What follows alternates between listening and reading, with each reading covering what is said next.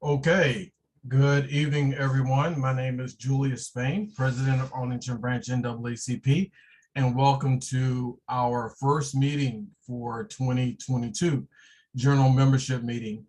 Again, thank you for taking time out of your very busy schedules. I know everyone's just doing so much, but it's just a privilege and an honor to not only serve as president, but to be here with you for a brief period of time tonight, hour and a half, hopefully, and we'll stop it there. With that being said, we're going to go ahead and get started. This is the opening of our meeting. Madam Secretary, will you please start with our roll call? Certainly. President Julius Spain, he is present. First Vice President Kent Carter. Kent Carter. Second Vice President Sherrice Kerns. Sherrice Kerns. Third Vice President Michael Hemminger. Present. Treasurer Roy Austin. Present. Assistant Treasurer Adriana Spain. Present. I'm the Secretary Wanda Younger, present. Assistant Secretary Laurel Langhorne. Laurel Langhorne. Executive Committee at Large, Karen Nightingale. Karen Nightingale. Executive Committee at Large, James Younger. James Younger.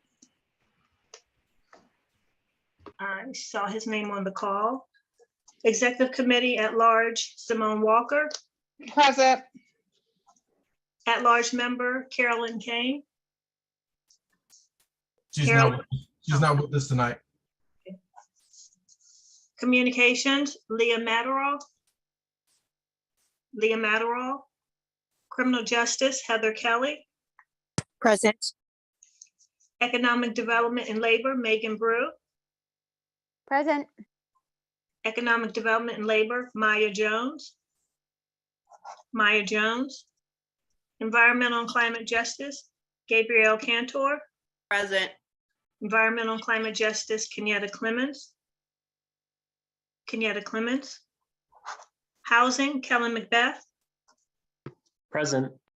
Legal Redress, Brendan Meehan. Brendan Meehan. Membership, K.Tensley. She's won't be us tonight. Political Action, Jamie Abrams. Jamie Abrams. Political Action, Megan Reasor. Present. Religious Affairs, Reverend Davis. Present. Scholarship, Jill DeWitt. Jill DeWitt.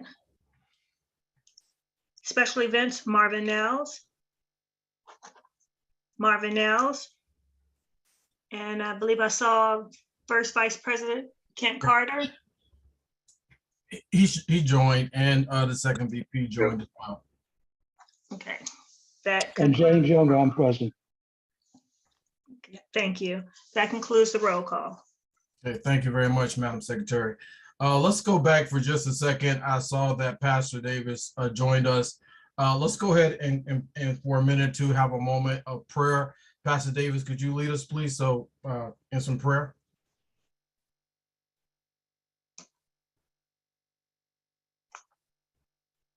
Pastor Davis. I know she was just here with us. Roy Younger, excuse me, Roy Austin. Would you mind? I wouldn't dare do that. If you talking. I'm going to ask you, please mute yourselves. We have Pastor Davis. Are you still with us? Yes, I am. All right. Yeah. Could you open us up with some prayer, please? Absolutely. Let us to the Lord in prayer. For all that you have done and for this present moment in time, we pause to give thanks. We ask for your blessings upon each person in each family that's represented tonight and upon Arlington and our communities. This we pray and believe is done in your name. Amen. Amen. Thank you. I'm going to call for a motion to suspend with rules and accept the agenda as is. Any member of the exec committee or any active member may make that motion to suspend of rules.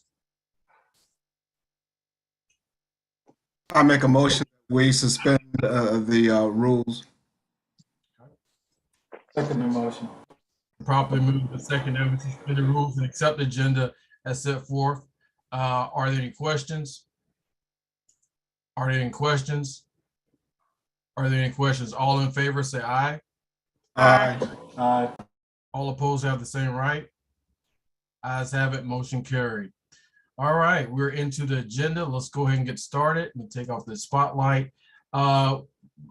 Austin, we're going to go ahead and start with our financial report.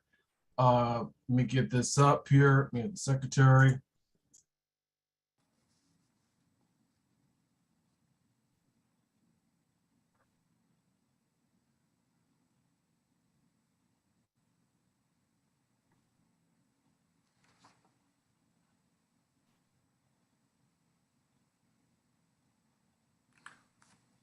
Okay.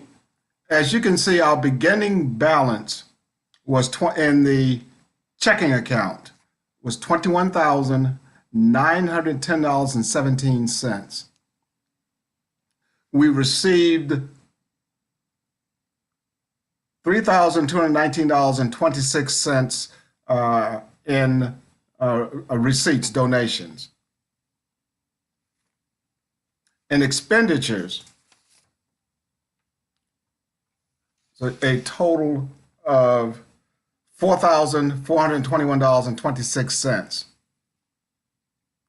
Our ending balance on December 31st in checking was $20,708.17. We had no activity in our business savings account. The total there is $841.39. And on December 31st, the total amount in our accounts was $202,549.56. That is the conclusion of this report.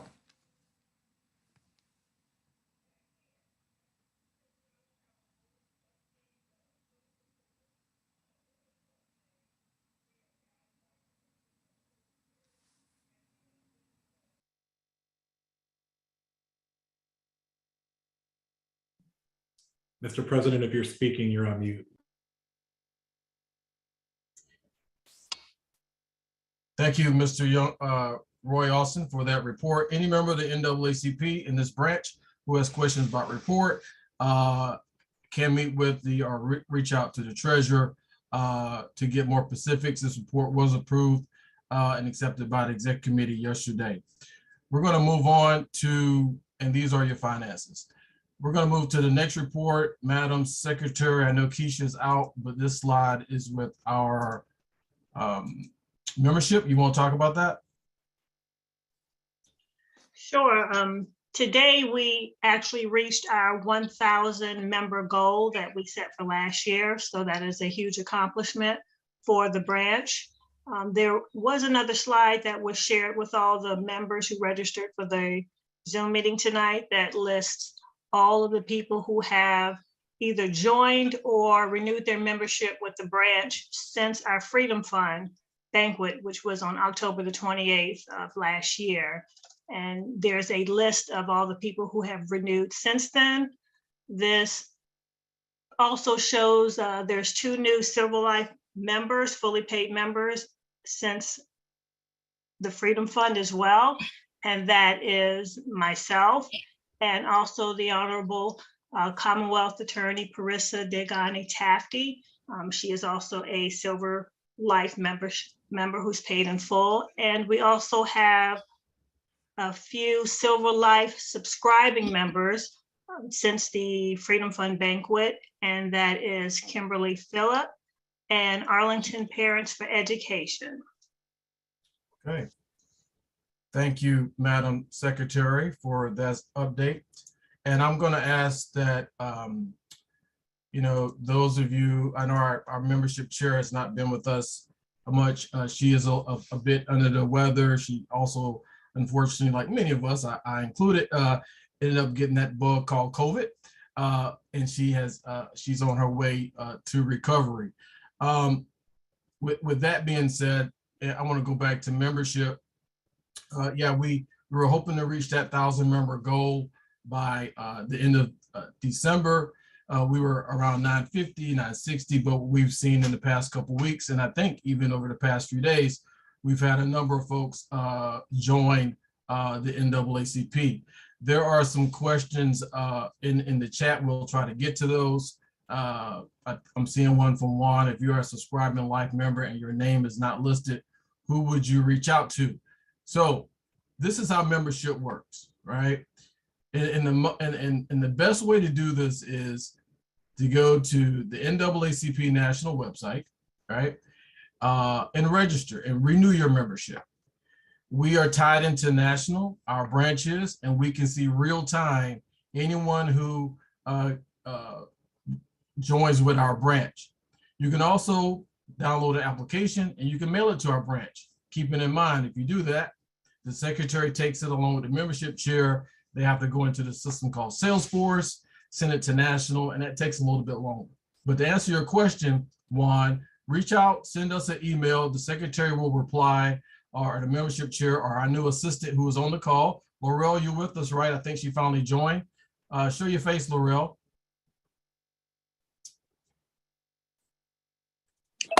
Hey, good afternoon, everyone. I am on the call.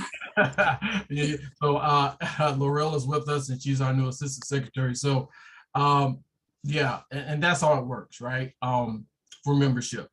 As you may also know, the NAACP is no longer doing the Crisis magazine, which used to be hard copy, right? So NAACP National has made a conscious decision, which I think is really good, to do everything electronically. So if you are a member who chose to get the magazine, you should be receiving that electronic version.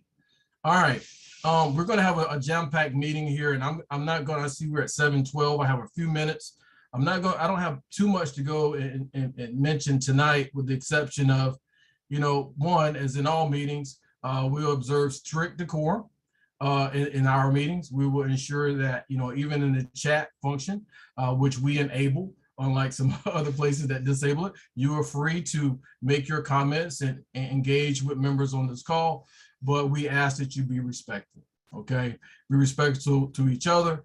And if at any time, either the secretary or any of the members, the VPs notice that something is getting a little out of hand, they'll notify the host or the co-host, and we will gladly perhaps send you a message and then say, we'll see you the next time. All right, so that also brings me to a conversation that I know is going on in the community about the NAACP, and I think it's important as president that I remind people that the NAACP, a long storied treasured history of civil rights and social justice since 1909, that we are on the front lines of social justice and civil rights, right? We will not waver. We will not succumb to any outside influence, right, that may be perceived or ill will intended to come to this branch and take us off of our mission and objectives, right? My goal as the president and as the VPs is to protect the NAACP and what we stand for. So I say all that to say that trust and believe that we here, the leadership team of the NAACP, will be ever so vigilant in ensuring that this NAACP doesn't turn into a mere extension of something that's not the NAACP, okay? That will not happen. We have, again, a strong foundation. We have a rock solid framework, if you may, whether that's bylaws or constitutions. And if you don't believe in the mission and objectives of the NAACP, this may not be the spot, right? So, but we all are welcome. We have 27 odd committees that you could be a part of, right? Some you may agree with, some you may not agree with. That's the beauty of the NAACP. But our body of work is broad, right? And we engage on many fronts. It's not just, criminal justice or education or healthcare or environment. It runs deep. Religious affairs, right? Housing. We run the full gamut, and that's what we can use your help, right? The members that are on our committees are all volunteers. No one gets paid. No one. They're taking time out of their schedule to do this work. And where we used to be, those of you who have been in Arlington for a while, and you look at where we're at today, a lot has been accomplished because of good teamwork. All right. Every day is not a perfect day, but where you tell me a place on this planet where you can find that. I may give you a penny. That doesn't happen. So we have tried our best to let peace and harmony prevail and move forward on the best interest of our members and the brand of the NAACP. So with that, I am going to actually cut my speech, what I have to say, a little bit short so we can get ahead of the schedule today. I look forward to this year. I'm going on my 4th year as president, my 2nd term. Came to this branch in 2010, so a little bit over a decade, and it's been a fun-filled ride, highs, lows, and for those of you that's been around and saw this branch, and I see you on here, Margaret Gooden, you know what it used to be like many years ago, right? So as we evolve, right, into this nonprofit organization, we have to set mechanisms in place so we can survive, right? So whenever the day comes that JD Spain leaves or the VP leaves, or we get new leadership in here, that everything just doesn't fall apart, right? Continuity, succession planning, all that good stuff. And we need you. We need all of our members who are true to the NAACP to come on board, work, agitate a little bit, but at the same time be diplomatic, right? Be respectful, but do the work, right? And that's what it requires: work, and a lot of sacrifice. A lot of sacrifice. So again, with that being said, I'm going to start. We have our first VP, our second VP, and our third VP on the call. Again, I'm going to let them say a few words. I'm also going to need tonight, we need to do an audit of our records for calendar year 2021.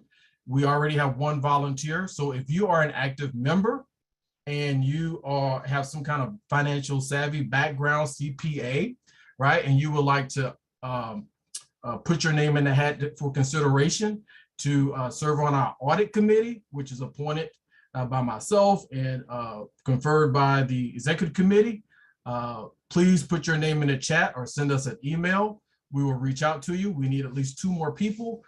Your job will be to audit our financial records from last year and make a report to the executive committee next month. Okay, so we're looking, and that's also the other thing of this organization. If you're a member, you can actively participate in many ways, but we will vet you a little bit now. We're just not going to let everybody come in and look at the records. So come on in, put your name in the chat, and come help us out. Mike, 4 more years? I don't think so. Thank you very much. All right, we're going to go over to first VP Kent Carter. Ken, are you on the line? I am. Thank you, Mr. President, and welcome everyone to our meeting. Can we see your face, sir? Because I haven't seen you in a little while. I'm just welcome everyone. I wanted to thank everyone for coming to tonight's meeting. Super excited for it. Wanted to go ahead and thank the guests that are come out today to speak to us. Go ahead and thank them in advance because I know they have super busy schedules. So thank them for coming out and speaking about the important things that they're doing here in the community and on the school board. So really looking forward to that and looking to another amazing year. So thank you guys so much, and I yield my time. Thank you, Mr. VP, first VP. We'll turn over to our second VP, Sherrice Kerns.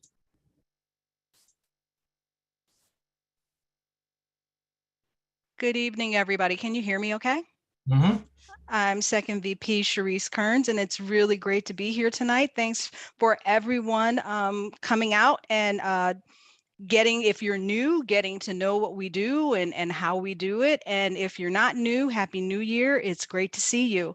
I don't have much to share. I just wanted to kind of put a finer point on what JD said. The NAACP, for people who may not know who we are and what we do, it is a civil rights organization, and our primary purpose is to seek to end discrimination based on race, based on ethnicity. We are fighting a fight that is re-emerging. We have a new administration at the state level. And that is going to be interesting over the next 4 years. So it'll be great if you're here to fight that battle and ensure that people who are marginalized historically have opportunities. Then we want you here. Come on in and get busy. And I'm looking forward to hearing from both Katie and it's Barbara, right? And Barbara. Hi, Barbara. How are you? Look forward to hearing from them this evening too. Thank you, Madam Second VP. We're going to go to our third VP, Mike Hemminger. Thank you, Mr. President. Good evening, everyone. Thank you so much for joining us. I want to just congratulate the branch on getting to 1,000 members. That was a big goal of ours last year. And also 100 people on tonight's call when there's so many other things you could be doing. So thank you so much for joining. I wanted to provide a little bit of inspiration and encouragement, but before I do, I just want to kind of talk about the current state of things. We often hear people say we've come so far, but we have far to go. Here in Arlington, we're still being over-policed in our community. We're still seeing that the county's not doing enough, if you ask me, when it comes to affordable housing. Our minority businesses, our small businesses are still leaving at an alarming rate. I'm not sure that enough people are paying attention to that. Black and brown people, they're still dying at disparate rates compared to their white counterparts. Lastly, before I close, I wanted to say I attended the Wakefield PTA meeting this past weekend, and I noticed that, school board member Kadera's on. So I want to thank you for your efforts there, but our teachers, they're struggling. Our parents, they are overwhelmed. Our students, they are hurting too. So we have come so far, but we still have far to go. And so I want to read 2 quotes and I'll pass it back to you, Mr. President. The first one, it's one of my favorites. It's by Martin Luther King. We just celebrated his birthday and we're getting ready to go into Black History Month, but it's the arc of the moral universe is long, but it bends towards justice. So just take a moment to think about that. Things don't always happen as quickly as we'd like them to. The arc of the moral universe is long, but it always bends towards justice. One more from Martin Luther King. You can tell I'm a big admirer of him. It says, if you can't fly, then run. If you can't run, then walk. If you can't walk, then crawl. But whatever you do, keep moving forward. And so that's my advice to all the members on tonight. Sometimes we can't always fly. The tensions are there right now with COVID. We can't always move as quickly as we can, but no matter what we do, always keep moving forward. So with that, thank you, Mr. President. I'll yield back. Thank you, Mr. Third VP, and really appreciate the work and dedication that all the VPs have been doing and will continue to do throughout the rest of this administration. And I really appreciate those quotes, Mike. You kind of went into MLK, very inspirational. I think there's also a quote out there that talks about from MLK, it's not about the quantity of one's work. It's about the quality, basically, that's most important. And I think that's resonates here really at the NAACP because, people can get out there and you can post on Facebook and you can send messages and you can do whatever you want to, but the quality of our product is really what's most important, and how we shape our strategy and how we engage. That's what matters at the end of the day, right? And being effective. So all our VPs have done that. I do, thanks for raising Kent earlier, recognition to our electeds that are on the call. I know we have our Commonwealth attorney. Thank you for being with us. I think I saw also Matt DeFerranti as well. The 2 guest speakers will be formally introduced here shortly. Am I missing anyone else? I know I saw Parissa and again, Matt. Am I missing anyone else from the county board? Okay, great. With that being said, we're well ahead. We're right on time with our agenda. We have our political action committee, Megan and Jamie. And this is going to be led by our PAC intern. And Jamie, hopefully y'all can say a few words and inform individuals on this call about our PAC intern and what we have going on. So the floor is yours. Awesome. Well, good evening, everyone. I am overjoyed to introduce you to Sam Scales. Sam is in his 4th year at the University of Baltimore School of Law, where I had the pleasure of meeting him while visiting there last year. And when we think about the work of an organization like the NAACP, a huge part of our work is training a next generation of leaders.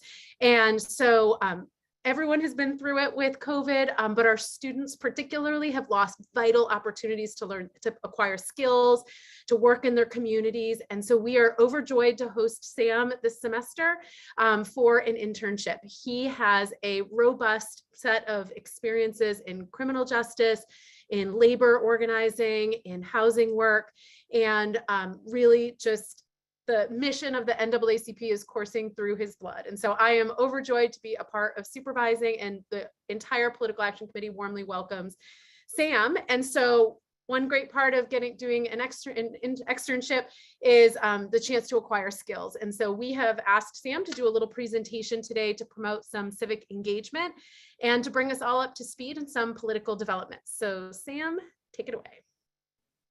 Thank you, Professor Abrams. And it's always hard to follow those introductions, right? I mean, because you really want to hold up the bar and then you just feel like you're going to let it go. But I'm going to do the best I can. I think it was a great segue with the 3rd VP and the Martin Luther King quote, because if you can't fly, run, can't run, walk, can't walk, crawl. And when it comes to redistricting and the other word, gerrymandering, that's kind of where we are, right, in this country. We're either walking, crawling. I'm sure we're not running, but we're doing the best we can to make progress. So they were very generous with the time. I greatly appreciate that, but it may not all be needed. So I'm going to share my screen and we'll go through the slides together.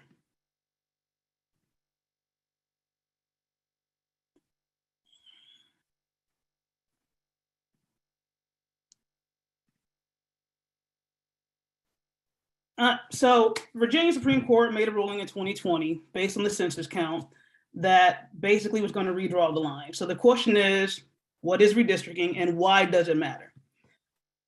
Now, most of us know that is the act and process of dividing the organizing an area for political or school districts. So there's good, bad, and ugly to that.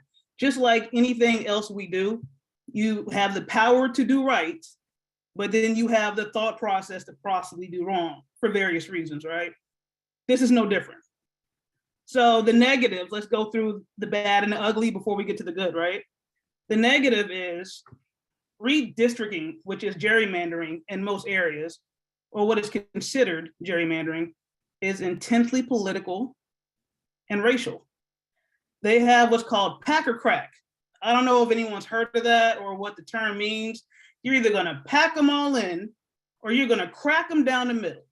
So why would we pack them? We're gonna pack them because we have these suburban areas and we have these outlier areas where they're pouring over. The glass is full, it's pouring over, and then now they're not as certain as they were to be a certain political party. So we want to redraw the lines to pack them so we have a chance of getting those seats. Or we want to crack them. We want to crack them because we want to dilute the vote. Now, the cracking typically happens in urban areas, which is for people of color. I mean, brown and black, of course, the more urbanized the area, the more it's going to lean one way. So what they typically do is they're going to crack it down the middle to give other political parties a fair chance. It was without the general public's input, mostly. Typically, when this happens because the politicians in the area felt like it was needed. Not because they asked their constituents, but because it better suited them and their political party. Now then there's the positive. If it's done properly and equitably, it actually does help because it gives an appropriate representation of the people in the area, what they need, what they want, what they desire. They can be represented in a manner that's conducive to them. Now, Arlington, I'm gonna give you kudos, you're up by 12%. Arlington is very small. I didn't think you could increase your population that much, but you're up by 12%. So this actually works for you if it's done in the proper way, right? So we're gonna talk about the background for Virginia's improvement for redistricting. So February 2019, the General Assembly passed SJ 306. It was the first reading of the constitutional amendment that would create the Redistricting Commission. So the amendments that were introduced, SJ 18, were thought to improve enabling legislation. This is what they thought would do it. They were going to determine how the commission members were chosen, the criteria for redrawing the districts, and they wanted transparency. Now that to me is very important. And I don't know if anyone knows, but typically in most states, when they start drawing these lines, they're not telling you how they're drawing it, why they choose to draw it, who's involved in drawing it. They're just doing what they want to do. And then by the time you find out, it's election day, right? Because you went to the wrong spot. Line been redrawn, and you're standing there like, I've been voting here 20 years. They knew that. They knew you wouldn't. End of the day, right? So then they used a special master requirement. Now, that is something that, especially in today's society, is very important because everything's so partisan. So to have representation on both sides of the aisle actually be a fail-safe, I think Virginia is showing progression with that. They're not flying, but nobody's flying. But they're trying to walk fast. They're trying to do that speed walk in between walk and run. So this is what the Supreme Court ordered. They said that the final maps will establish voting districts in Virginia House Delegate, Senate of Virginia, and Virginia representatives to the U.S. House of Representatives. They said that the State Board of Elections and Virginia Department of Elections will immediately start using these districts established by the final map. Now, this is why it matters. We've already gone through that. I kind of went ahead of myself. There are changes to your local map, and it's going to affect you as a voter. So I wanted to highlight your maps. There were 3. Now, if you go to the My Redistricting, you're going to see where you fall in. Just put in your address. And I recommend anyone and everyone actually doing this before your next election or any election that you have to participate in, because this has opened your area up a lot. I looked at your beginning maps and your end maps, and it's drastically different. There's a noticeable change and where you all lie in the lines of the drawing. So I'm going to stop sharing my screen. Hopefully you all don't have a lot of questions. I was hoping it'd be straightforward. If you do, I'm going to pray that I can answer them. There's no guarantees on that. But as someone who just moved to Virginia, I am very proud at their progression. And thank you for your time.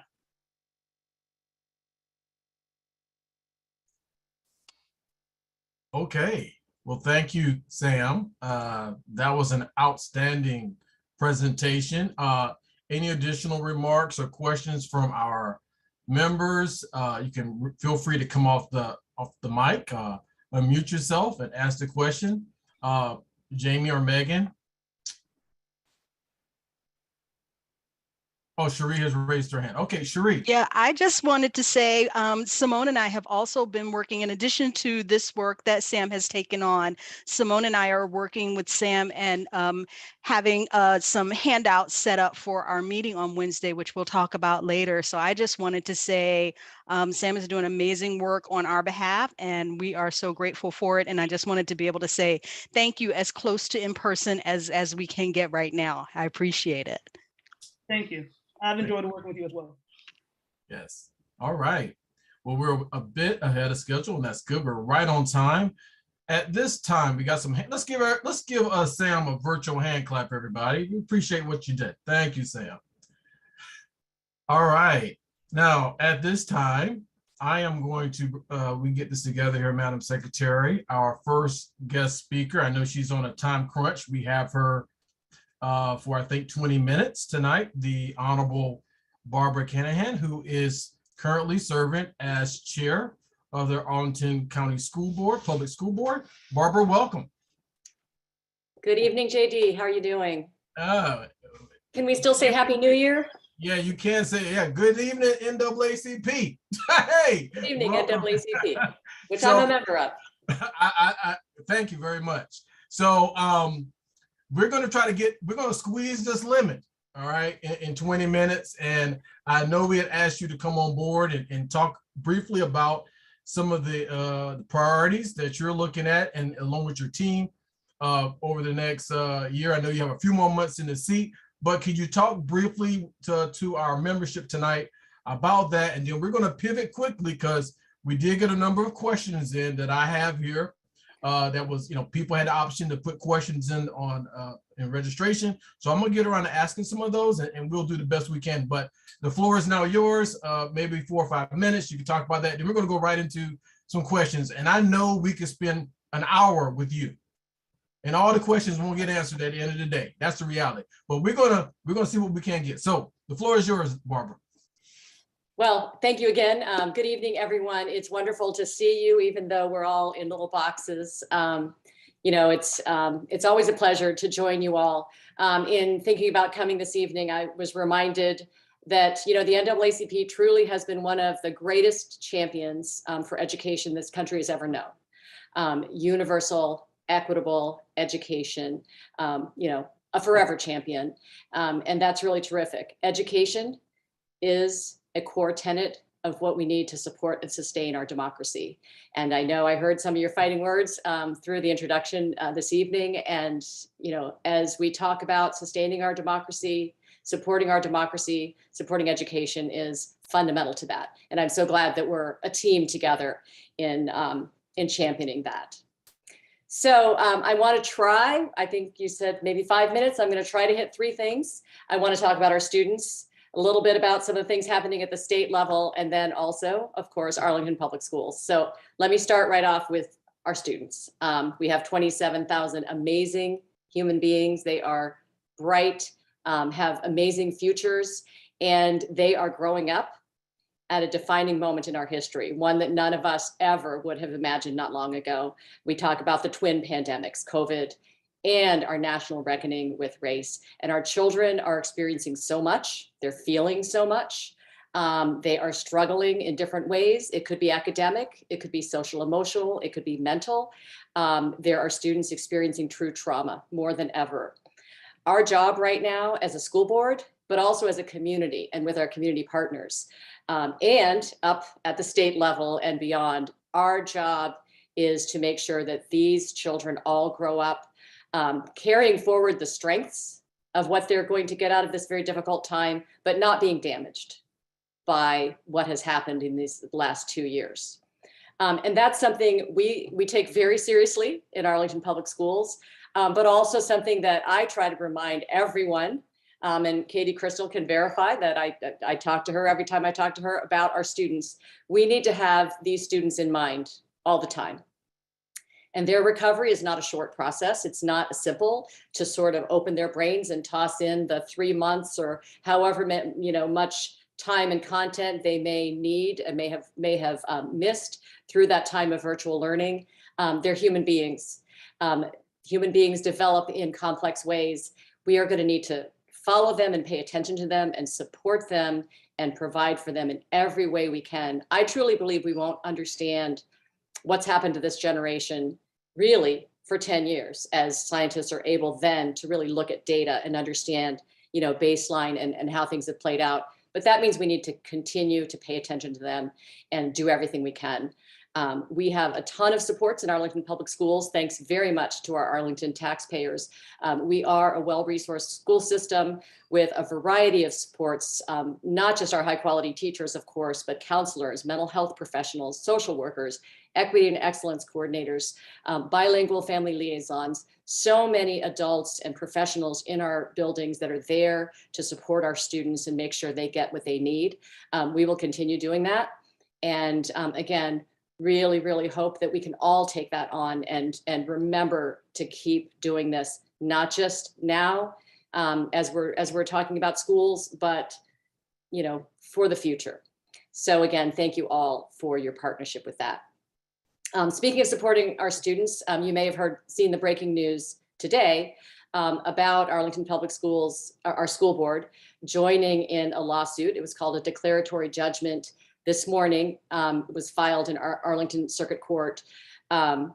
And I can't actually provide any more detail than what has been provided in the media because it's a legal suit. I have to sort of, not make any additional comments that could be misconstrued. But you may have seen that we're one of 7 school boards that have stated that we are going to protect our students and staff and community by continuing with a mask mandate, even as the governor issued an executive order for something different. And that's going to be playing out in the courts. If the chat room is open, I would invite anyone to maybe provide a link to the Arl Now article, or it's been published in a number of places for you all to read about that. Unfortunately, I can't comment more about that case right now as I'm here with you this evening.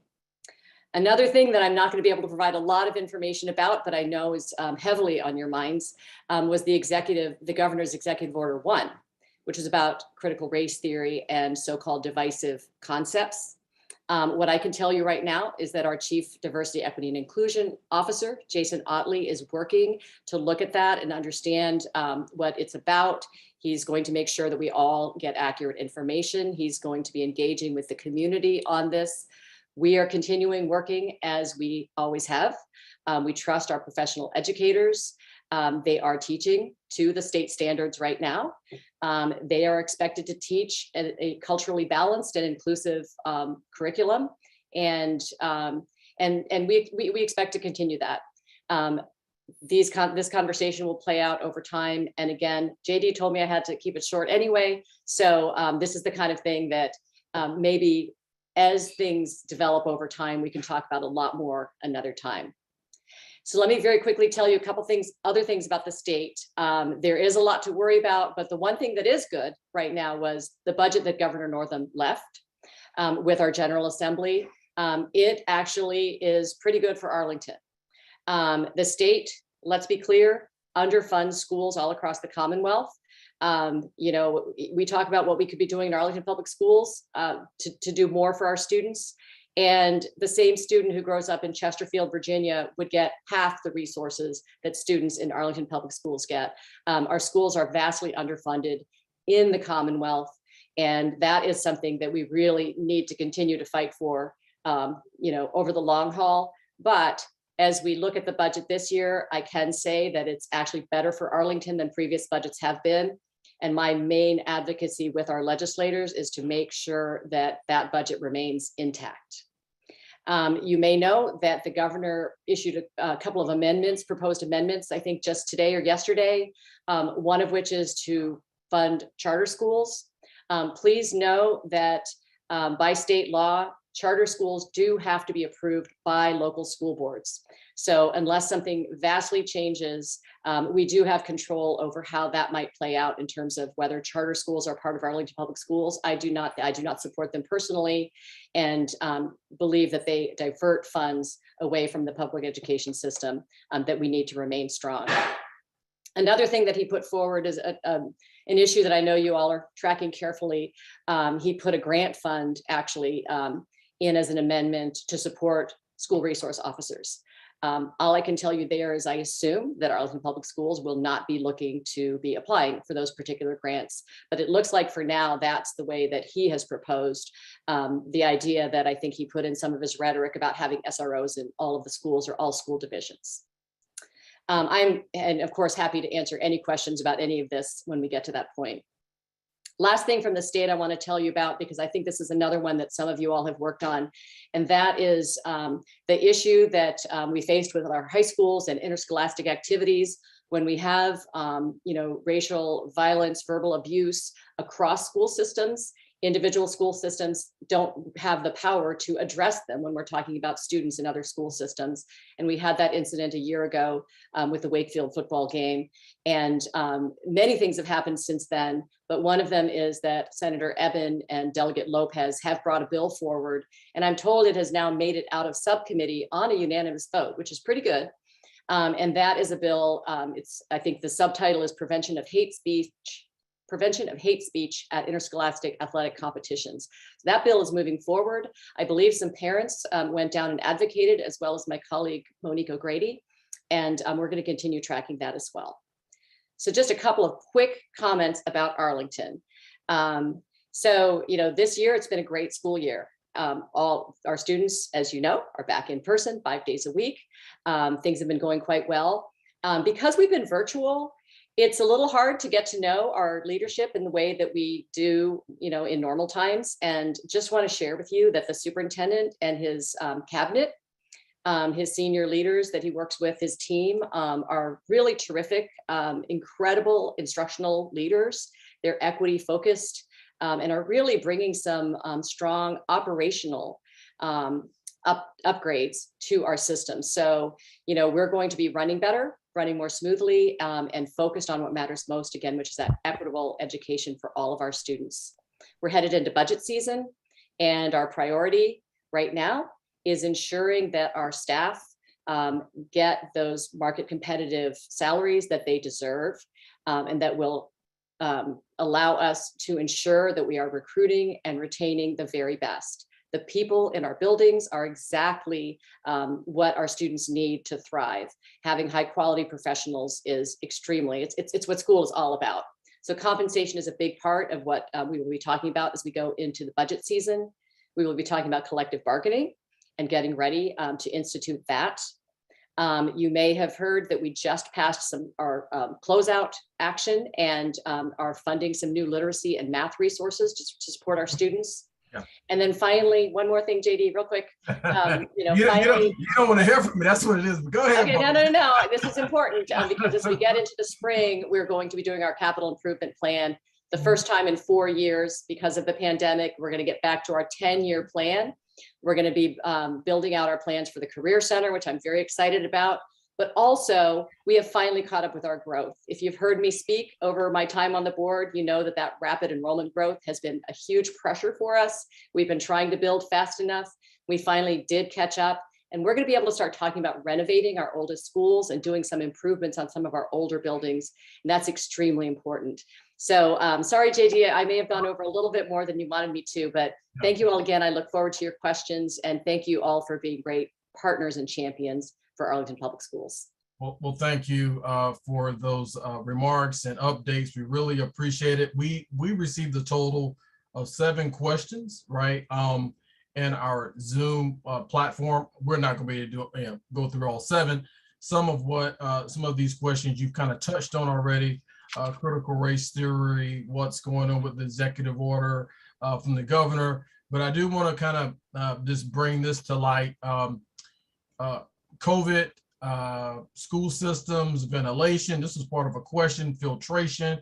What is the board looking at right now and working with the superintendent and his team as far as getting proper ventilation in our school systems? Because we don't know where masking is going to end up, but we know our ventilation systems aren't perhaps where they need to be. Can you talk a little bit about that?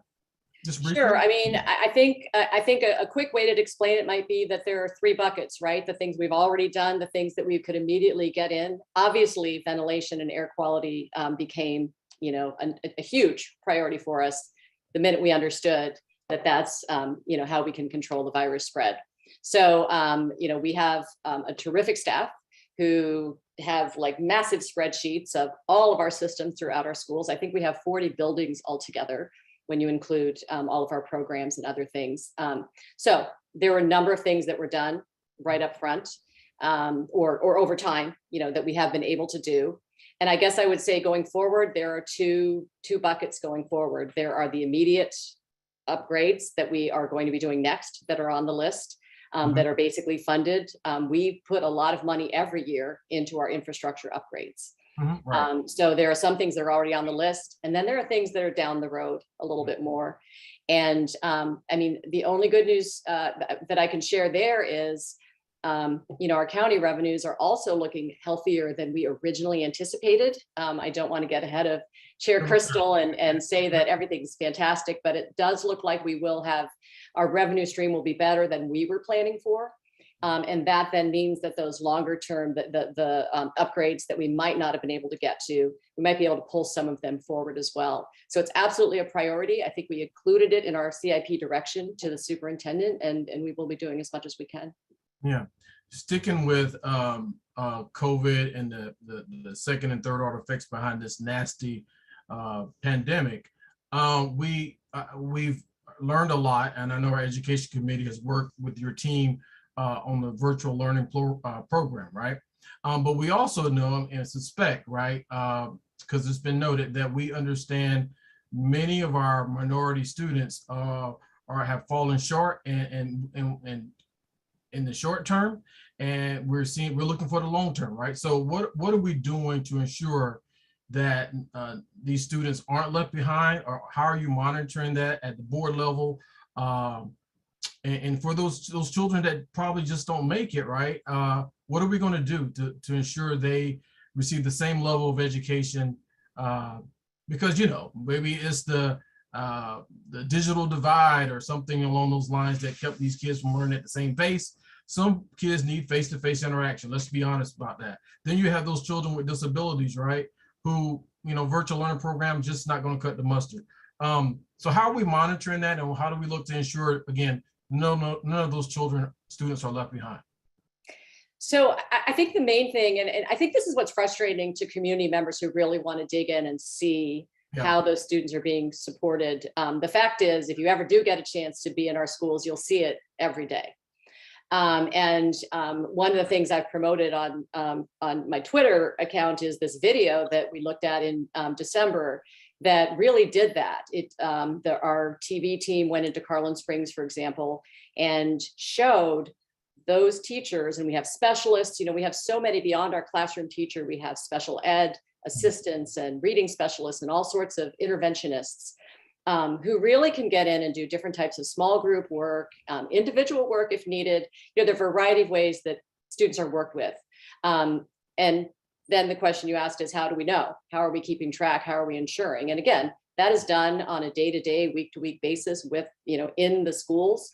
We don't see that real-time data, but that's how our teachers work. They assess students, they understand where they are, and they make sure that they're getting those supports. Is it perfect? Do they all have exactly what they need and are all caught up today? Probably not, because again, these are human beings with developmental needs, and we're trying to, you know, address those one day at a time, but it will take time. Yeah. We'll have summer school.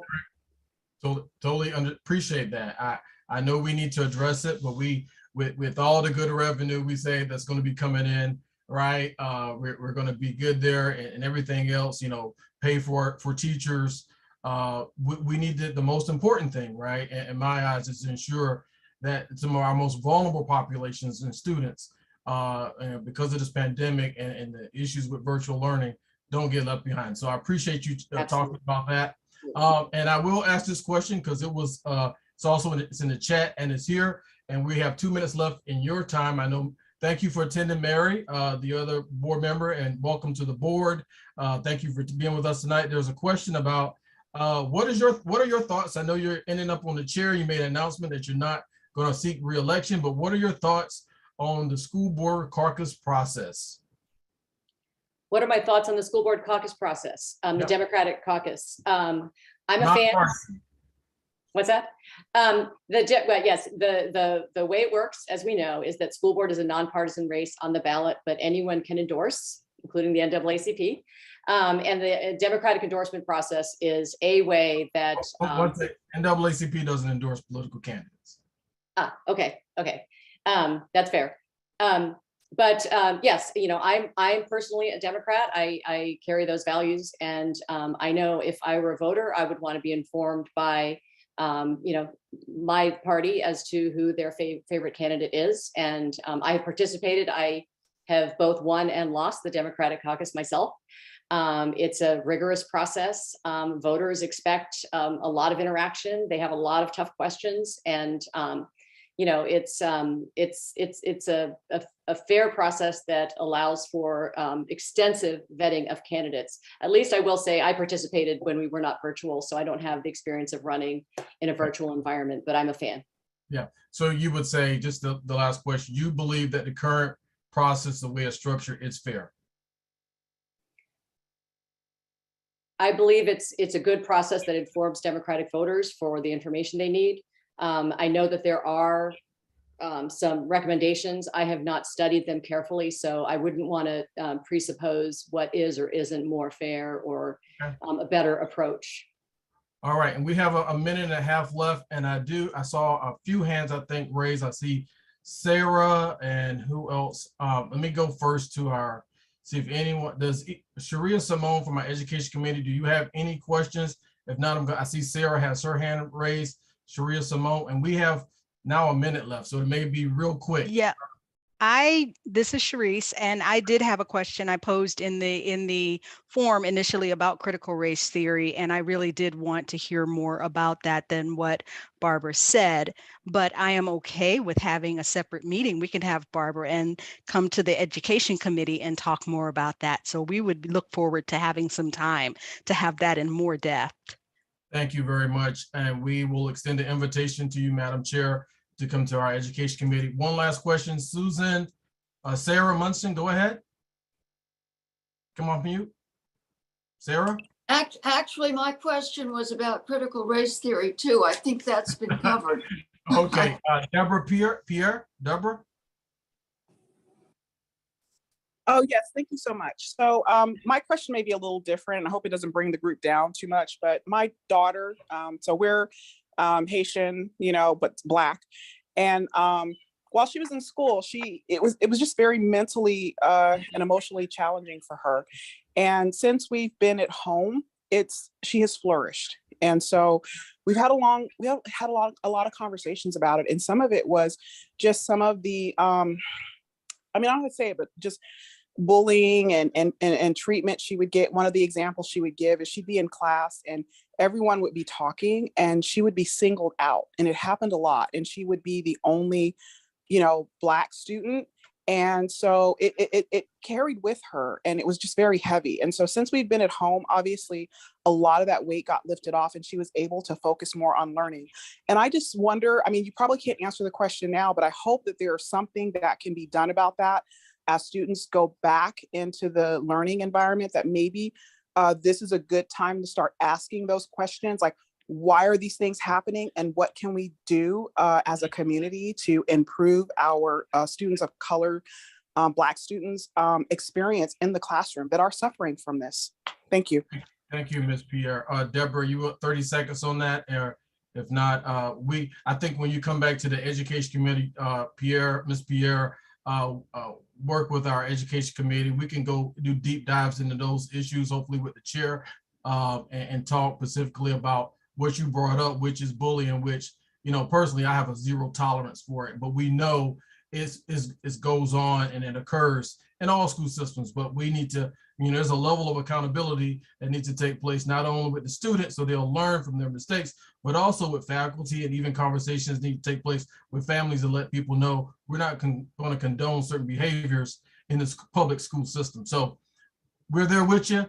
Thank you, Barbara, for being with us tonight. I know you have another engagement. Appreciate everything, and we look forward to seeing you soon. Okay, let's give her a round of applause, everyone. Virtual clap. Thank you. All right. We only a few minutes behind, 3 minutes, and I don't think the next individual. See if Madam Secretary, we can find Ms. Cristol. Is she with us? Yes, I'm right here. I don't know if speaking helps prompt my bubble to show up, but I'm here. Yeah. All right. So without any further ado, I will introduce to you the chair of the Arlington County Board, who is on her second term, the Honorable Cristol. She, of course, like I just mentioned, is the chair for this year. We had asked, like we do every year, the chairs to come in and provide a little bit about the priorities, things they're planning on looking at and doing as a team on behalf of our citizenry this year. So Katie, we're going to ask you to talk a little bit about 5 minutes or so about that. I know you won't be able to cover it all. I saw you in a meeting. I know just recently with the chamber, you can go an hour, and we won't get it all in 5 minutes, but we hope you can give us what you can in 5 minutes, and we're going to go pivot right to some questions, because we did get a lot of questions as well for you, which I know all of those questions will not be answered tonight. So the floor is now yours, Katie. Thank you so much, Mr. President, and it's really nice to see you all. If we haven't met before, as JD mentioned, I'm Katie Cristol. I'm now in my second round chairing the board, last chaired in 2018, and I'm looking forward to the year ahead. Before I barrel into priorities, I just want to pause because it has been such an eventful past 12 months, and 12 months in which this organization has had a really significant impact. Certainly representation, for example, on the police practices group, leading to the creation of our community oversight board, which I'll speak to in greater depth shortly, but also on things like alternatives to policing, which we have been steadily implementing through budget change, ordinance change, policy change. For example, funding a mobile crisis unit for emergency mental health response. And then just this Saturday, adopting an ordinance that allows for automatic speed enforcement, which pursues both our Vision Zero goal of zero traffic fatalities and the PPG recommendation of reducing resident interaction with police. Certainly one of the most physical manifestations of the strength of this branch of the NAACP has been your advocacy and your efficacy on removing symbols of Arlington's legacies of racism. At the urging of the NAACP, we jettisoned the old logo evoking Arlington House, the home of Robert E. Lee, and the location, site of enslavement. And on Saturday, we unveiled a brand new flag with the new logo of Arlington County, thanks to the logo committee, including NAACP President Spain, who was part of that committee as well. We worked together with a renaming committee of the then Lee Highway Alliance, now the Langston Boulevard Alliance. They also included NAACP leaders. I had the privilege of being the board liaison to that group to identify John Mercer Langston as an inspirational leader to honor in lieu of Robert E. Lee. And just earlier this month, actually, the Commonwealth Transportation Board acted to change the name of Old Lee Highway, which officially was the final step in removing the name of Robert E. Lee from this major thoroughfare. So big impact in 2021. I know that's going to continue in the year ahead. And just a couple of the things that we are most aggressively working on. The first, of course, is trying to finish this crawl out of the pandemic.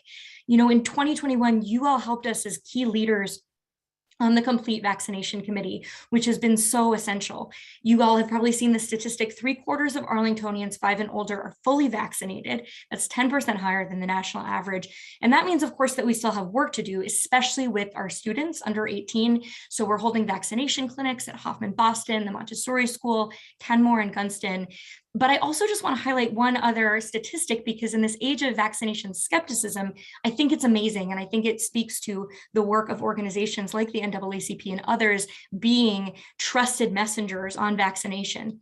95.1%, at least as of a week ago, of adults in Arlington had received at least one vaccination. Again, we still have work to do to get them fully vaccinated, but in the face of so much misinformation and skepticism, that means that the work of the Complete Vaccination Committee, the NAACP, and others in helping address misinformation and persuade neighbors and loved ones with access that is relevant to you all and relevant to them has just been so efficacious and critical. So a few other priorities in the year ahead. Housing is our priority every year, and that is especially going to be the case in 2022. As you all probably saw, just as we closed out 2021, we approved funding to participate or to support the acquisition of the Barcroft Apartments by a mission-driven partner. With this loan, we're going to help keep over 1,300 units affordable for 99 years for our neighbors who are at 60% of the area median income or below. It is a generational opportunity to increase the county's housing affordability stock at a time of need. If you're interested in learning more about that, I can share a website as we start to put together the teams, including residents of the Barcroft Apartments and residents from throughout the county, to start to envision the future while protecting the stability and affordability of those homes. We have also been working when we talk about lessons learned, from example, from the issues at the Serrano with lack of housing quality. We are trying to codify those lessons into programs and policies that will address the fact that a lot of Arlington's committed affordable housing stock is aging. And so that requires new approaches to keep those apartments in good repair and help renters get their housing problems addressed. So we have steps underway, like more inspections, comprehensive capital needs assessments. We are very focused on holding landlords accountable using new terms that we've already adopted in our Affordable Housing Investment Fund loans. And we're working to improve support and outreach for tenants in partnership with tenant advocates. And so we look forward to continued conversations with the Housing Committee of the NAACP in that regard as well. Many of you might remember the last time I was chair in 2018, we really focused on expanding childcare in Arlington County and addressing what was then a critical shortage. I'm really excited to share that as a result of the multi-sector broad team and all the community engagement of the childcare initiative then and all the policies that we adopted, the number of licensed spots has actually increased by 40% in Arlington County since 2018. This is huge, but it doesn't go far enough because that is not meeting the needs of our low-income families, especially. And we know that for low-income families, especially after the pandemic, trying to get back on their feet, childcare is essential. So that is our focus for 2021. In particular, trying to expand the number of programs that participate in the state subsidy, the subsidy program that would allow lower income families to enroll in their centers with some support, as well as trying to figure out and address more of the barriers to qualified families from participating in that program. We think there may be opportunities for us to plus up the subsidy at a local level, otherwise help with paperwork and knock down barriers so that more low income kids and families can get into those high quality environments. A final point, and I'll end on this note. I suspect it may be one in which there's more interest here. With a heavy lift and quite a bit of advocacy from the NAACP, we passed an ordinance to establish a community oversight board.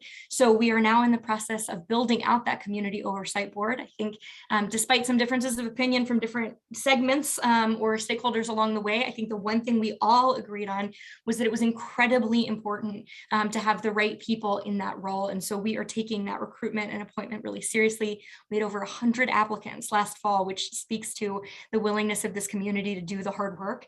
And since December, our team has been working to remove the objectively disqualified applicants. So if you're a relative of a current law enforcement officer or some of the other things we put in the ordinance that prohibited somebody from participating, and narrow down that list. And we are now in the process of assembling a panel. I'm thrilled to share that Rodney Turner, who chaired the Community Oversight Committee of the Police Practices Group, has agreed to chair that panel. We're recruiting other panelists to come from the PBG to further narrow down the applications. They're going to review video interviews of those candidates to give a more complete picture of who they are and what they could offer. And then finally, the county board members will review and interview final candidates. We expect to make appointments around February, we expect to finalize around February, and we hope to make appointments at our March meeting. So I'm going to pause there. I really appreciate your partnership. I'm sure we got some good questions coming through in the chat. Mr. President Spain, back to you. Yeah, thank you, Madam Chair, for being with us tonight. And I know there's a laundry list, I would say, of other issues that you were not able to provide a deep dive on. I heard some of this last week, but we receive, again, a lot of questions, and I'm going to do my best to see what we can talk about. Something that I just want to, take a point of privilege, presidential privilege, and bring up is I'm concerned about the relationship between the county board and the Green Valley Civic Association. What I have noticed and seen, and this is just media reports and then a few conversations, is like there's issues that are going on that may surface in Green Valley, right? And things and policies or decisions made at the county level, whether that's staff or whoever, and there hasn't been any effective communication going on, and it causes leadership in the valley to have to raise the red flag. What can we do to improve that communication so we aren't in the public space showing that discourse? Because that is a bit concerning, given the rich and historic nature of Green Valley, where a lot of our African Americans live at these days. Absolutely. That's a great question. It's one I think about a lot. I live in Douglas Park, just north of the valley. And when it's not sub-zero, walk my kid to school every day in the valley. He goes to Funshine for preschool. And so know the neighbors. It's always a good chance to chat with folks and talk about bus stop issues and things like that. And I do think a lot about how, the sort of lived experience that many of us have forming relationships across the community often don't seem to be reflected when it comes to the letters that we are receiving from the Civic Association. And I know that certain members of the leadership of the Civic Association feel when engaged on different projects. I think part of this is too simplistic an answer, because there are many answers to this, but part of it, I think, is broadening the engagement that we have as the county board and as county staff throughout the neighborhood. I think in general, we put a lot of reliance in as county government on civic associations. And that is both a lot of responsibility for volunteer individuals leading those organizations. And it also doesn't always represent the full view of the neighborhood. And so I think it's really incumbent on county government to be more committed to hearing from as many voices as possible. We've made some literal investments in equitable engagement. For example, we're trying to look for ways to more effectively compensate people for their time, because that's another reason in which it can be hard to hear from voices when people have obstacles to participation like shift work, childcare, et cetera. So I think broadening the engagement, hearing more voices is really important. Yeah. I wanted to, I do have some questions about that statement and what you're saying, but I don't want to prolong. I am a bit, you mentioned hearing from more voices, right? And I don't know how to take that. I understand community involvement, but when you have the Green Valley Association, for example, right, who has duly elected leaderships in the Civic Association play an instrumental part in shaping the future and speaking on behalf of the community. I think, we can cherry pick around Arlington, and I will tell you that there's many associations, right, that, they speak and it's like things happen, right?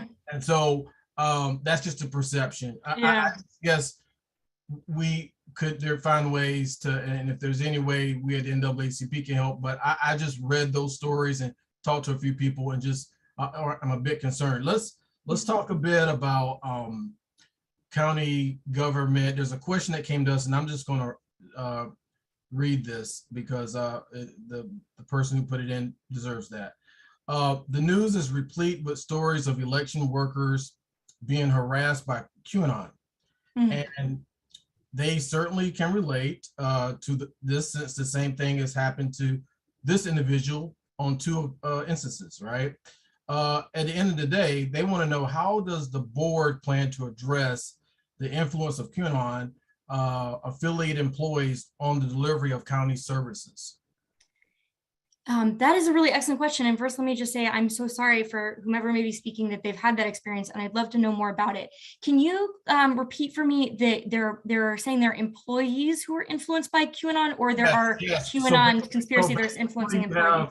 Employees who are QAnon followers, right, who are in county government, and how does the board plan to address the influence of these employees? Because a lot of them tout who they are, not only in the workspace, but also while they deliver county products and services on the county. How do we get in front of that? What mechanisms do we have in place to, for those individuals?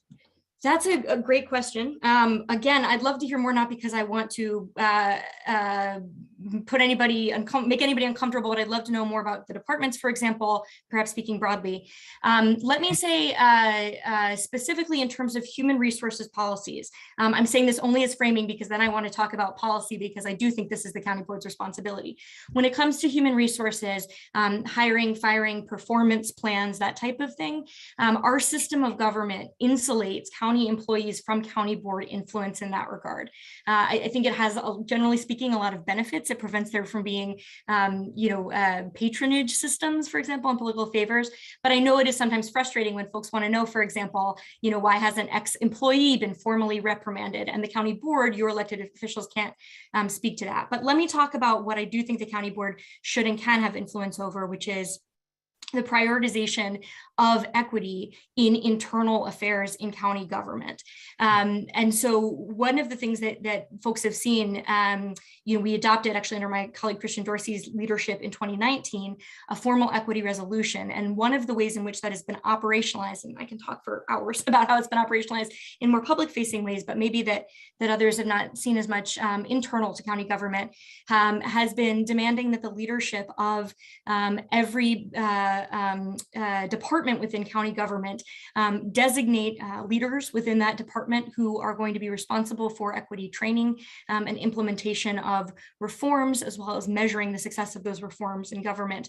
And you've started to see some of that come out, for example, regarding the board during our budget cycles, which is our opportunity to visit with each department on a department by department basis. So I think that is one of the important ways that county government or the county board can exert our expectations over county staff, even if we're not involved in the actual individual HR cases by employees. The other thing I will say, we know that QAnon conspiracy theorists and anti-vaxxers are kissing cousins. On February 1st, our mandate that every county employee be vaccinated goes into effect. Members of county staff who are not vaccinated will be put on leave, and if they are not vaccinated by the end of February, they will have terminated their employment with Arlington County. So that may be a way of weeding out some of the problematic individuals that has been discussed. Yeah, well, great. Thank you for that input. And I'm going to try to roll at least two of these three questions into one. There's some great comments if you get a chance and questions in the chat box. One from Jamie Abrams and an interesting one, a comment by David Chick. So environment, right? Someone asked the question, how do you view climate and climate change and environment issues here in Arlington? Then there was also questions about what are we going to do to protect tree canopy and in some of our neighborhoods, more especially our minority neighborhoods. Can you talk about those two? And then I want to kind of end, because everything we talk about now is really related around COVID. You know, Destination 2027, right? Was a community-based type program that we got behind in 2018. However, there are some facts here that out of all the initiatives that were put forward, we're only like on completion of step one. And so I want to know where we headed with that. I know Dr. Varghese and his team are doing some things, but how are we doing as it relates to health equity in the community? But let's go ahead and back up just a little bit about climate, and then talk about tree canopy, and then to Destination 2027, if you can. Absolutely. I know you can, but just in the time allotted. Yeah, I think that's a great point. So, and I'm glad that you asked about climate change, because we know, and that you connected it to tree canopy and natural resources. So this is, of course, a racial justice issue, right? There are no race neutral policies, period. And that's especially true when it comes to the environment, and Black and Latino communities nationally have higher exposure to environmental toxins. There's also been some really interesting work that suggests places where there are nature deserts or tree deserts are more likely to be in communities and neighborhoods of color. So one of the things that's underway on that kind of trees and natural resources side is an update to our urban forestry and natural resources management plan, which is an element of our comprehensive plan. There was a ton of community engagement around that. I can share some links and commend that to everyone's attention about what people's priorities were throughout Arlington. And we will be hearing from our staff with some recommendations for a comp plan element update in the coming months. And I think trying to figure out how we explicitly focus on communities and neighborhoods that have been less well served by those urban forestry efforts in the past is incredibly important. So I think you'll see that kind of thematically emerge in that area. On the community energy side, this has been a huge push of my colleagues and mine to reach our goals of being net zero in county operations by 2035. We're actually 80% of the way there, which is exciting. And then net zero as an entire community by 2040. We have an implementation plan of our community energy plan that touches on everything from opportunities to make the county fleet electric to higher building standards, for example. So we have a lot of strategies underway there. Again, we know that climate action has to be seen through the lens of racial equity, and also making sure that opportunities for green jobs that come to Arlington primarily target our communities who have historically not benefited from those types of new economy green jobs. The other question you asked was about Destination 2027 health. Yeah, so I am a little surprised to hear that that's not been implemented, because that has been actually a profoundly guiding document for us. That is in fact what led to the equity resolution, which then led to some of the work that I was talking about. I would love to go back and visit with that, maybe figure out if there are a couple of priorities. I would love to be, and I think our branch and maybe some members there would like to help with that, because from what I'm hearing is that we are falling short in Destination 2027 and the entire rollout of health equity, and not meeting metrics or goals that were identified again. And we're, 2027 is right around the corner. So we have some work. I'd love to, and I just want to highlight to say, and I credit the NAACP and a lot of other advocates in the community very much for this, that Destination 2027 has informed every aspect of our COVID response in this community. I think, you know, if you look, for example, at statistics right now about who's been vaccinated or who has had access to vaccinations in Arlington, we actually see overrepresentation, certainly of our Latino neighbors, right? For example, and so that has been a huge push and a huge area of import for us in trying to respond to COVID. So I absolutely believe that it is within the realm of possibility that if there were new public health policies that we were hoping to be able to implement, that they've been pushed by the wayside during the pandemic, because it has been an all hands on deck effort. But the guiding spirit of 2027 has been a really important one throughout the last 2 years. Right. Well, thank you, Katie. There's just so much. I do want to. We're right at 8:20, and we have, for everyone on the call, we do have 3 important issues to talk about. We want to talk about scholarship, housing, and then close up with our education committee for a pretty large event later this week. But how do we look, Katie, to address incidents of racism in our county and in the government? And I bring that up in a really I try to be a transparent way, because we've seen, individuals be racially profiled in our company, in our community. Yet we don't see at NAACP a level of accountability of certain individuals that have done that, right? So I'm talking about a case that happened, I think, a year or so ago, right? So how do we hold people? I mean, what do we do? What does the county do when there's allegations of racial profiling? I know of a couple of occurrences that have been brought to the attention. What do we do? Is that a legal matter? Something you can't discuss? No. We're really sensitive, because I think, we can't tolerate that here in Arlington. So this is again about county employees or just incidents of racism in our community? County employees. County employees. Yeah. Sure. So again, I don't, my colleagues and I don't have responsibility or authority for individual cases of people being put on performance plans, formally reprimanded, et cetera. But I think it is really important for us to set policy, which is within our bailiwick, that communicates our expectations. And so, for example, we set policy by adopting our human rights ordinance, which gives people an opportunity to come forward and sets the expectations for what quote unquote counts as discrimination in our community. And people can absolutely bring complaints forward through our human rights policies and under our human rights ordinance when they've experienced discrimination. I think we can, for example, ask and demand to see, when approving the budgets of departments, how equity and how training of employees is being affected. We can ask to review internal policy and standards, for example, our police handbook. To make sure that when we say expectations for non-discrimination are communicated, that we're specifically trying to be, that we're clear about what that means. And so I think there are a lot of ways that we can try to engage, and I am sorry that I can't promise you that I will individually fire the person who's committed that allegation, or committed that act of discrimination. No, we'll move on. So, Ms. Cristol, thank you for being with us tonight. We wish you and your colleagues on the board the best of health as you take us through some very challenging times in the county, and look forward to collaborative efforts and working together in peace and in harmony in 2022.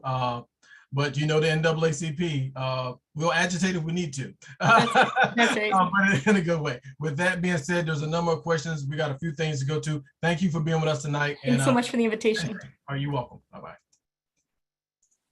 Okay, moving right along. We thank the chair of our county board for being with us tonight. We're gonna pivot right over to our scholarship committee.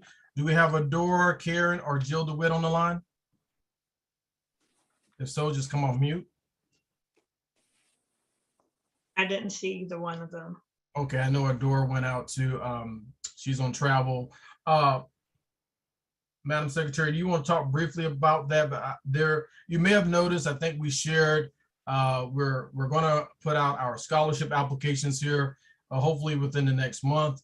We're also have this essay writing a workshop that's going to take place, hosted by the scholarship committee. So that was sent to everyone via email, MailChimp. So stay tuned, more to follow. Our students are doing well out in universities. They're about to get their second round of stipends for the second semester. So I think all is well there. Let's move over to housing. Kellen? Macbeth? Shitty. Yeah. So the housing committee has been busy this month. I think everyone on our membership list got an invitation to attend the Fair Housing Conference that will be taking place on February 16th from 6 to 8 p.m. We're super excited about that event. We're going to be talking about a lot of data that we have in Arlington that looks at neighborhood segregation in our housing market. We're going to look at educational, like school segregation. One of our education committee members is going to be presenting on that, which I think will be very enlightening. We're also going to look at opportunity gaps across our community when it comes to racial and ethnic groups, as well as efforts that the Regional Council of Governments are working on currently to try to address some of these issues, and some of the activities that the NAACP has been engaged in to try to make progress in this area as well. In addition to that, we should be sending out a letter to the county board and county manager this week with a series of fair housing recommendations. So we've been working for the last year on a lot of those. And so this is sort of the formalized set of recommendations that we think can really make a good amount of progress in advancing housing equity throughout our community. We are also continuing to work with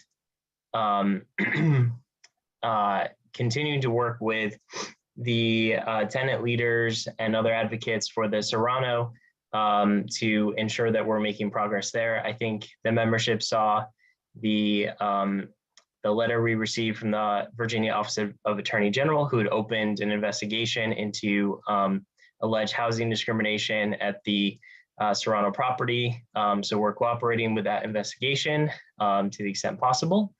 And we are also continuing to look into a number of really critical issues this year, like zoning reform and the missing middle, which I think is being renamed housing choice something. But whatever the name of it is, we should hopefully be working on some recommendations to the county board and county staff on how to make sure that we are looking at equity and fair housing when the county makes decisions related to changing our zoning laws and how we look at density within the community. So those are the main things that we're looking at. Oh, I should also mention we've been actively involved advocating before the General Assembly. So last week we had a meeting with some legislators to talk about a number of different housing bills and tenants protection and rights legislation. We've been coordinating with the Virginia Poverty Law Center, the Virginia State Conference for the NAACP, as well as a lot of other advocate groups and tenants to try to advance as much as we can legislation before the General Assembly this year in support of more equitable housing, more affordable housing, and more tenant protections and rights. So I think those are the main things that we're working on, but super excited about what we can accomplish this year. I think we have a great committee. If anyone is interested in joining our committee, please reach out to the secretary or myself, and we're happy to have you join us on that committee. Thank you.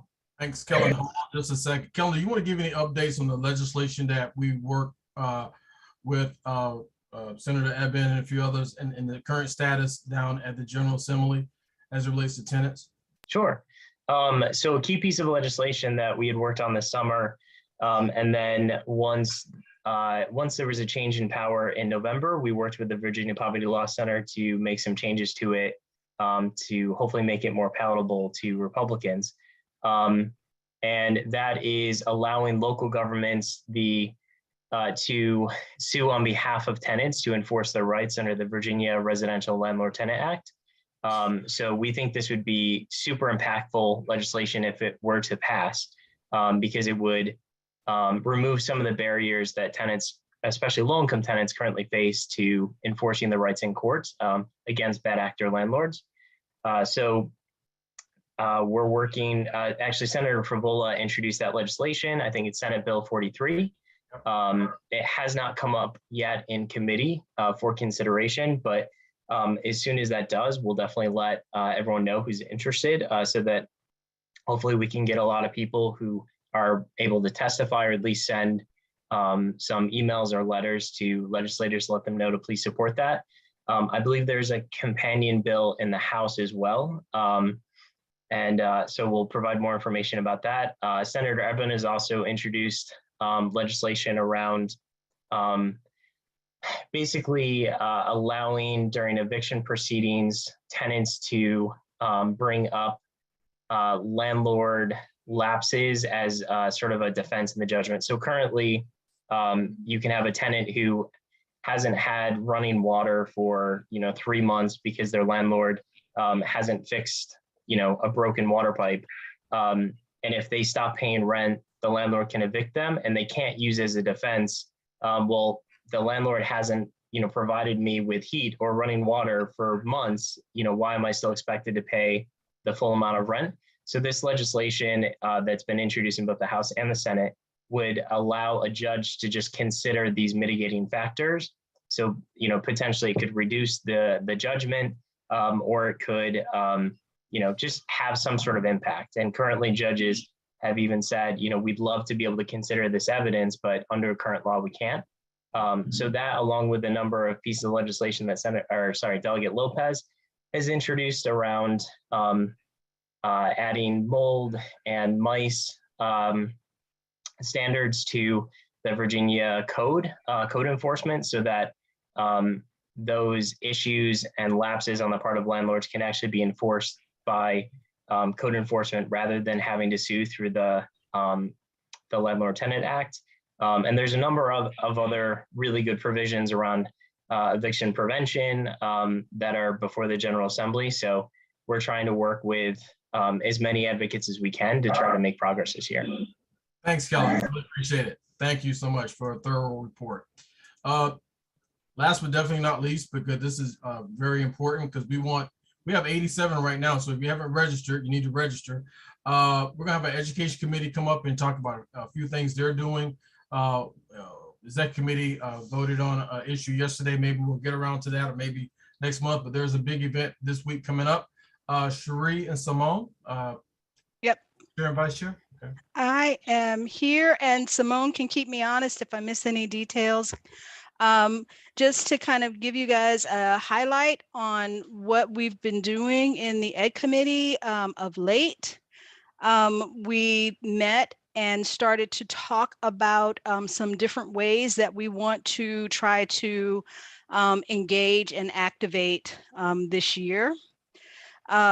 Since we've got this new administration coming in and we've got a lot of focus on a lot of the legislative rollbacks that are going on, we want to be able to have a more active role in terms of our communications with the school board and make sure that we are illuminating and articulating the NAACP values and our positions on some of these key issues as they come up.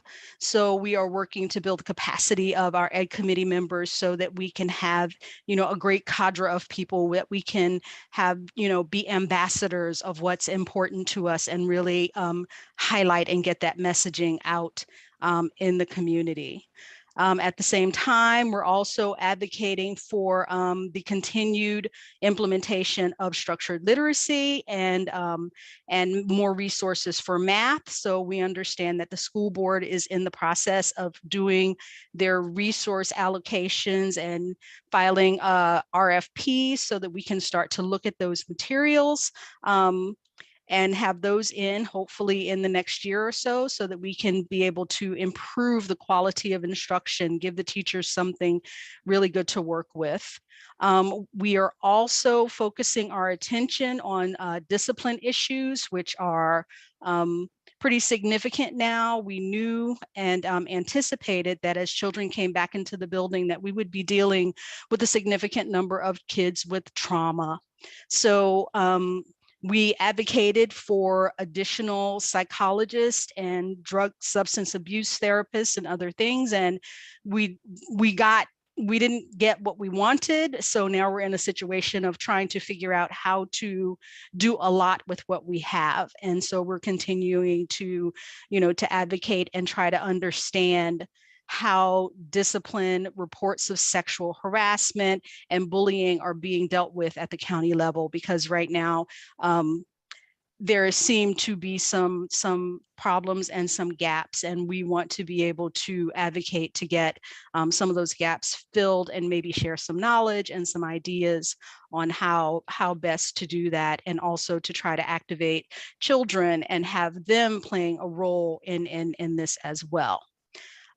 We are continuing our policy review, which is something that's a bit of our bread and butter work as we look to ensure that APS is continuing a focus on equity, that they're continuing to focus on the fact that there are still performance gaps existing, particularly among Black children.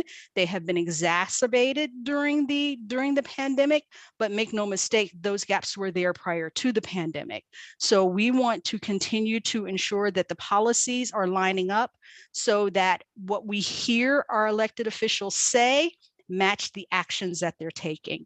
So we're going to be looking at the equity policy. APS has an equity policy, and we're going to be looking at the implementation portion of that policy this week. And we're also going to be starting to work on our budget priority letter, because we believe that your budget is your moral statement. You put your money where things are important, and we think that the community should have some say in what's important. So we're going to be doing our budget priority letter again this year. For Dyslexic Edge Academy, and for those of you who might be new, Dyslexic Edge Academy is a tutoring service that took us about 2 years or so to get it set up. But we have a small cohort of children at Drew Elementary School who are learning to read. They're struggling readers, and we're helping them get the skills that they need to be proficient readers through this academy. And we're partnering with Simone, help me out, SD Squared, and our good friends at Virginia Tech. And we started with a small cohort. We're hoping to be able to add some children this month to round that cohort out. And we're also looking and exploring ways to begin to scale this program up in the future. And we'll be looking at how to do that here in Arlington, how to do it in the state of Virginia, as well as how to do that nationally. So that's part of the new piece of this effort that we're doing, and we're really proud of it, and we're really excited that we're able to begin to start thinking about how to expand and how to provide this service to children who need it. Because kids who struggle, if your parents don't have resources to spend thousands and thousands of dollars on specialized reading instruction and tutoring, your child just doesn't get it. And we know that, as APS is getting ramped up into structured literacy, there are still children who are going to be left behind. We have children in high school who are having trouble with reading, who can't read, who don't write as proficiently as they do. And as these kids graduate and go out of the door, the lack of those skills is really impacting their future. And we want to stop that. So we're working in two directions. So we're advocating for making sure that at the secondary level, there are reading remediation resources available to the teachers, and we're advocating for the teachers to have appropriate training. And then at the elementary level, we're trying to catch them early so that, they have that solid reading and math. So that's, yeah, that's one of our things. We also have some legislation that we're monitoring, and maybe I'll pass it to Simone to talk a little bit about the literacy legislation. Simone, are you here? I am here. Thank you. Yeah, there's two tracks of legislation that we're following. One is legislation that we want to get behind and support. And one of them is a slew of legislation that goes together for foundational literacy at the elementary level that Decoding Dyslexia Virginia has done a lot of work on. So we are getting behind that. We're also working in tandem with our Virginia State Conference Education Committee to figure out how we're going to, with a united voice, support those those bills on foundational literacy, which is all about evidence-based literacy instruction. There also is a cadre of legislation that we are going to be working with our state NAACP committee to oppose. And these are bills that are antithetical to the NAACP mission and goals, such as charter school bills, SROs in schools. SROs in schools. Thank you, Sherrice. Book banning. Book banning, banning of teaching racism, and slavery and accurate history in school under the fake umbrella of critical race theory. So we have our work cut out for us. We are not in this work alone, thankfully. We are banding together as a regional force with our partners in other NAACP branches, as well as with the state. So we do have our work cut out for us. We also, this week, wrote to the school board and to Dr. Duran in support to endorse SEPTA's mask letter. SEPTA is a special education PTA for those who don't know. SEPTA did a very brilliant analysis of the legal issues involved in giving students with disabilities equal access to in-person instruction and under the ADA and also Section 504. We endorse that letter, we support it, we support masking in schools, and we will continue to advocate for those efforts. And last but not least, we coming up, thank you, there's the graphic there, on Wednesday, we are having Professor Kristen Henning come and do a talk, a discussion that will be moderated by myself about her new book. It's called The Rage of Innocence. I don't know if y'all can see it, but How America Criminalizes Black Youth. We firmly believe that every teacher and every administrator in APS needs to be reading this book. We believe our law enforcement executives need to be reading this book. We believe every parent needs to be reading this book. It is a powerful, powerful account of Professor Henning's experience as a public defender defending youth in the juvenile system, but it also is a reference source. She has extensive resources of research and data around policing and trauma and all that goes into funneling youth into the criminal justice system. And so I encourage everyone, please register, even if you cannot make it on Wednesday, because we are going to be recording it. And if you register, you will get a recording of the session. So I would love for everyone to go out and buy the book and read the book And it's a great book to have because you can refer back to it for, there's chock full of information and data and research in here on everything relating to the juvenile justice system in the context of schools and policing and the history of all of that. So, right. And that is important here because even though the numbers have been improving in Arlington, we still have significant disparities. We still find that Black children are having disproportionate encounters with law enforcement based on their relative per capita, how many of them are here in Arlington.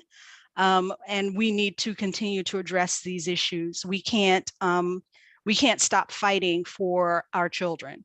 And so this is just one of the educational opportunities that we're providing for the community to come out and learn more. So thank you. And we look forward to seeing you on Wednesday. Thank you to both Sherrice and Simone, our Executive Committee at Large, Second VP, and Chair and Vice Chair respectively of our branch. A lot's going on. We put the link to the event in the chat twice.